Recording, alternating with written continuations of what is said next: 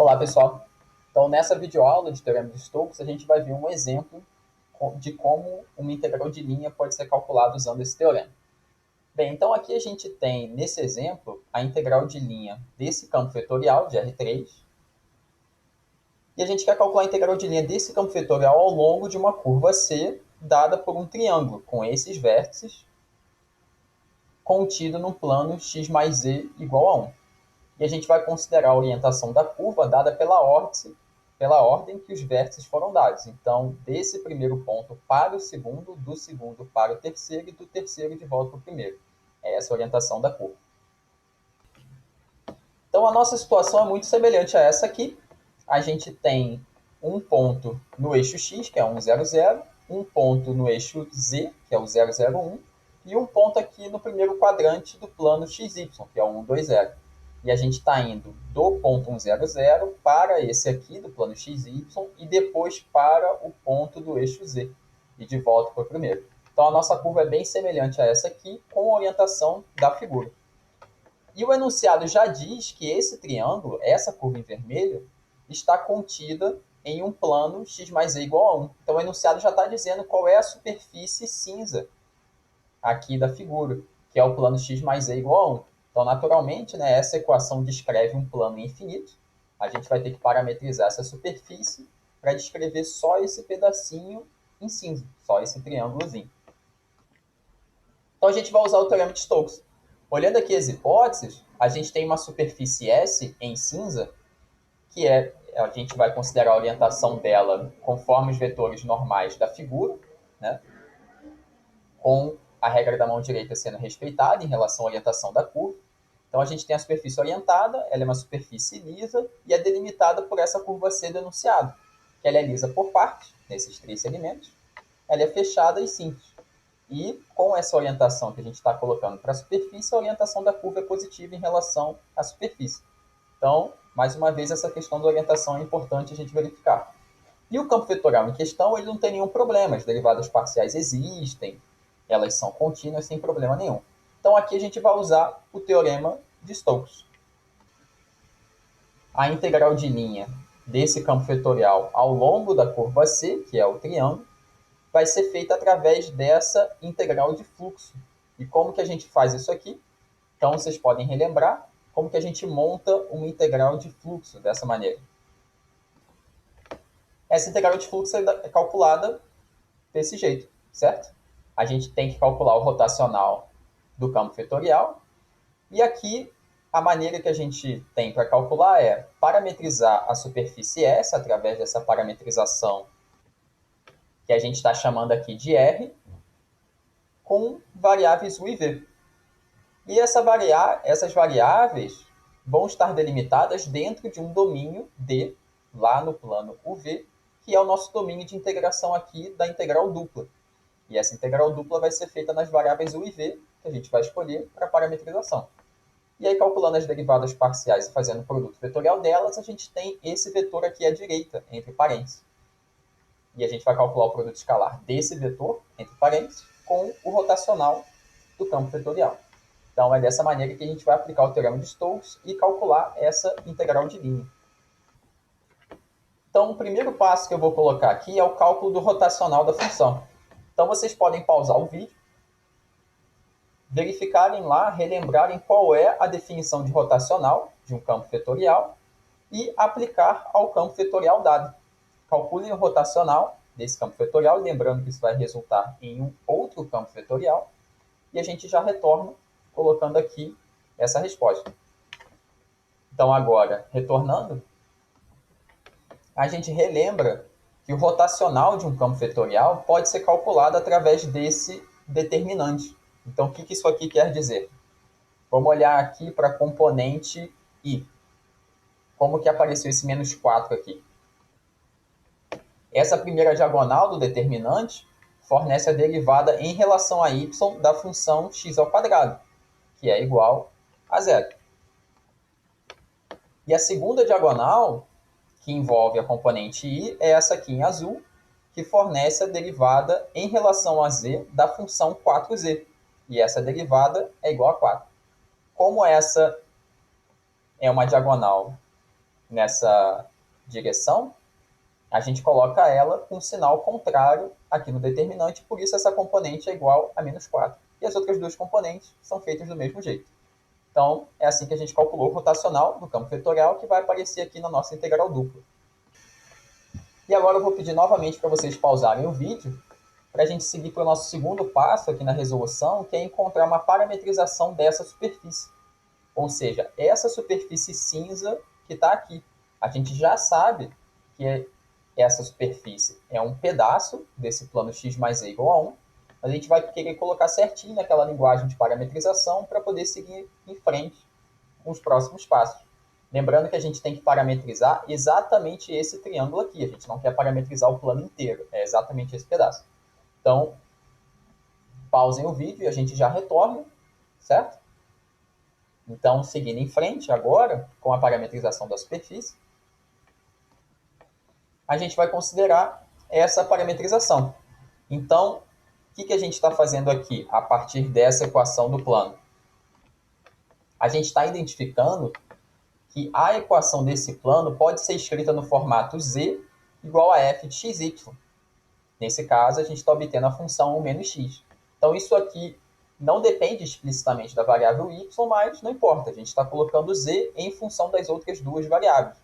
Então, é isso que a gente está fazendo. Sempre que a gente tem uma superfície nesse formato, a gente pode fazer a parametrização mantendo x igual a x, mantendo y igual a y, e fazendo z igual à função que a gente obteve, certo? E o que a gente precisa fazer agora é colocar um domínio para essa parametrização, porque se a gente deixar x pertencente a R e y pertencente a R, a gente está parametrizando o plano inteiro. Então, qual é o conjunto do plano xy que a gente vai colocar como domínio dessa parametrização?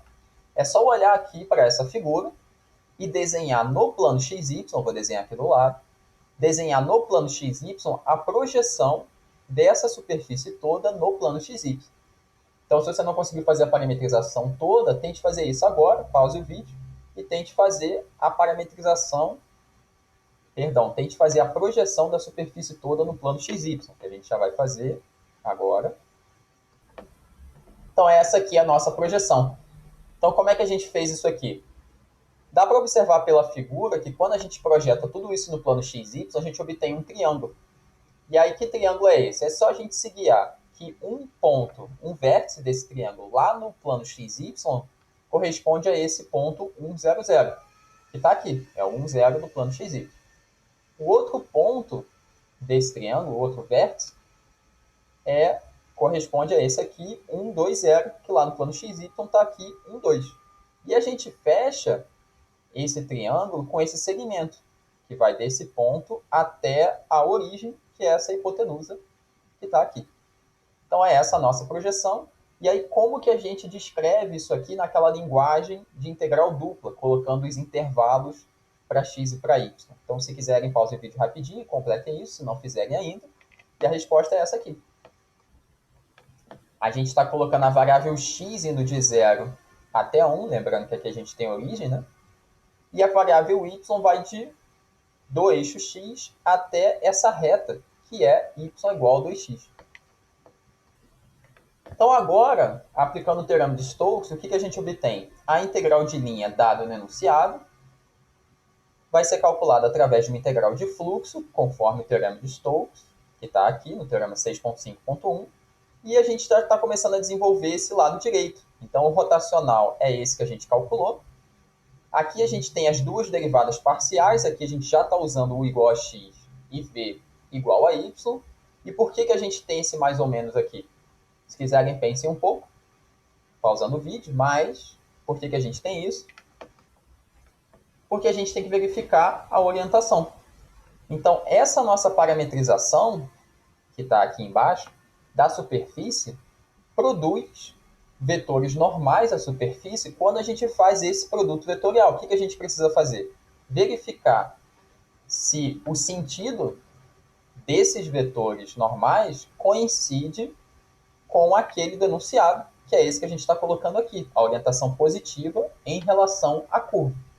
Se esse produto vetorial coincidir com a orientação de vetores normais que a gente quer, a gente mantém o sinal positivo para a integral de fluxo. Se for orientação contrária, basta multiplicar a integral de fluxo por menos 1 para a gente obter o que a gente quer.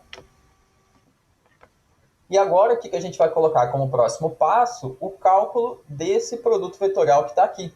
Então, pausem o vídeo, por favor. Calcule as duas derivadas parciais em relação a x e em relação a y da nossa parametrização e encontrem o vetor resultante desse produto vetorial. Então, pausem o vídeo, façam esse cálculo e a gente já vai retomar, exibindo o produto vetorial agora. E está aqui. É um produto vetorial razoavelmente simples, porque as funções envolvidas são simples também. Então, as derivadas parciais têm componentes constantes. Então, fazendo o produto vetorial, a gente obtém o vetor 1, 0, 1, que vocês podem ver que é o próprio vetor normal que a gente extrai da equação do plano aqui na equação x mais e igual a 1, usando aquelas ideias de geometria analítica. Mas que a gente não precisa lembrar, basta fazer aqui o produto vetorial. E agora, a gente vai para o último passo, que é montar a integral dupla. E na hora que a gente vai montar essa integral dupla, a gente tem que verificar essa orientação, esse mais ou menos que está aqui, a gente vai ter que escolher ou mais ou menos. Então, deem um pause no vídeo e concluam esse passo aqui, que a gente já retorna, colocando como fica essa integral dupla pronta para o cálculo, semelhante àquele de cálculo 2. Então, colocando aqui a integral dupla, então está aqui a nossa integral dupla. Então, o que a gente fez? A gente retomou essa última expressão que nós tínhamos, o rotacional continua aqui, o produto vetorial já foi calculado, é o 1, 0, 1, e o produto escalar retornou a função menos 3. Os limites de integração de 0 até 1 e de 0 até 2x, nessa ordem dy dx, foram extraídos da descrição do domínio da parametrização que a gente está chamando de D. E a orientação está ok. A gente não está multiplicando a integral dupla por menos 1. Por quê? Porque os vetores normais que a gente está encontrando para essa superfície, eles poderiam estar nessa direção ou descendo e afundando, né, no sentido contrário. Mas aqui a gente está vendo que eles apontam para o x positivo e para o z positivo. Ou seja, eles apontam tanto para cima quanto para frente, né, aqui na direção do eixo x. Então, a direção, o sentido desses vetores normais concordam com esse da figura e concordam com essa ideia de orientação positiva da curva pela regra da mão direita. Então, a orientação está ok, a integral dupla está montada, agora é só finalizar o cálculo, que vocês podem conferir também nas notas de aula. Então, é esse o teorema de Stokes. Então, façam as leituras, façam a leitura das notas de aula, vejam quais são as atividades do Moodle e fiquem de olho nos fóruns, postem lá as dúvidas que vocês tiverem. Vão também no P-Aluno, no horário de atendimento, por videoconferência, porque realmente eu diria que esse é um conteúdo que ele não é muito direto, né? Tem muitas coisas envolvidas. A gente faz produtos escalares aqui no teorema de Stokes, produtos vetoriais. A gente tem toda uma questão geométrica relacionada a projeções. A descrição do domínio da parametrização no formato lá das integrais duplas, certo? Então, são muitos conteúdos envolvidos aqui na aplicação do teorema de Stokes, incluindo aqui também o rotacional. Então, se vocês tiverem dúvida, recorram a essas ferramentas. E não esqueçam de olhar quais são as atividades descritas lá no Moodle.